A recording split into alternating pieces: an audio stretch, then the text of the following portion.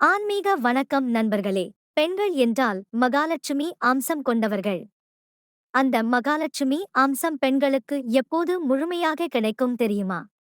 பெண்கள் புடவை அணிந்து கொண்டு வலம் வரும்போதுதான். ஆனால் இன்று புடவை கட்டுவதே பெண்களுக்கு ரொம்ப கஷ்டமாக இருக்கிறது. சரி, வீட்டில் புடவை கட்டவில்லை என்றாலும் பரவாயில்லை. கோவிலுக்கு போகும்போதாவது அந்த புடவையை கட்டிக்கிட்டு போங்கன்னு பெரியவர்கள் சொல்லுவார்கள். இதுக்கு பின்னாடி என்ன அர்த்தம் மறைந்திருக்கிறது என்பது உங்களுக்கு தெரியுமா? இதோ ஆன்மீகம் சார்ந்த இந்த பதிவில் தெரிந்து கொள்வோம் வாருங்கள். பொதுவாகவே கோவிலுக்கு வரக்கூடிய பக்தர்கள் ஒவ்வொரு கோரிக்கையை சாமிகிட்ட வைப்பாங்க. அதாவது எல்லோருடைய பாசிட்டிவ் எனர்ஜியும் நெகட்டிவ் எனர்ஜியும் அந்த இடத்தில் சேர்ந்து இருக்கும்.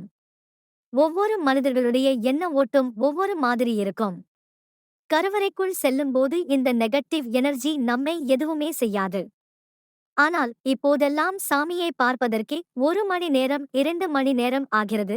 வரிசையில் நிற்கின்றோம்.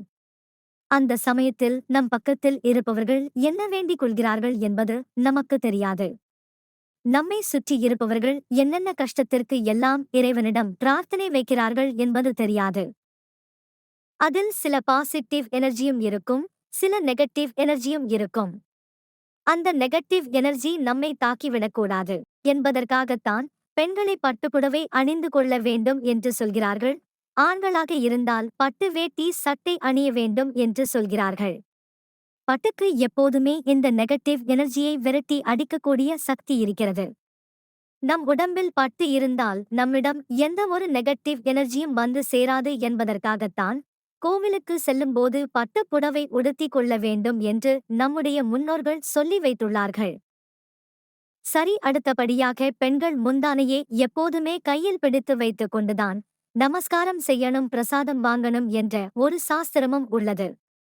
அது ஏன் தெரியுமா? இந்த முந்தானை என்பது ஒரு பெண்ணின் கணவரை குறிப்பதாக சொல்லப்பட்டு உள்ளது.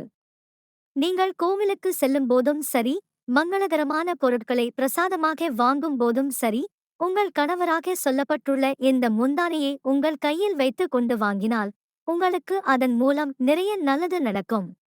அதேபோல நமஸ்காரம் செய்யும் போதும் முந்தானையை கையில் பிடித்துக் கொண்டுதான் நமஸ்காரம் செய்யணும்.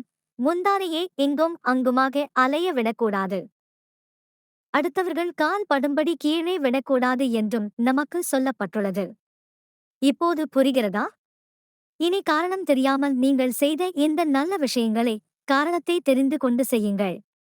உங்களுக்கு தெரிந்தவர்களுக்கும் இந்த ஆன்மீக விஷயத்தை சொல்லிக் கொடுங்கள். நண்பர்களே, இது போன்று ஆன்மீக தகவல்களை தெரிந்து கொள்ள எங்களுடைய யூடியூப் சேனலை சப்ஸ்கிரைப் செய்யவும். நன்றி, வணக்கம்.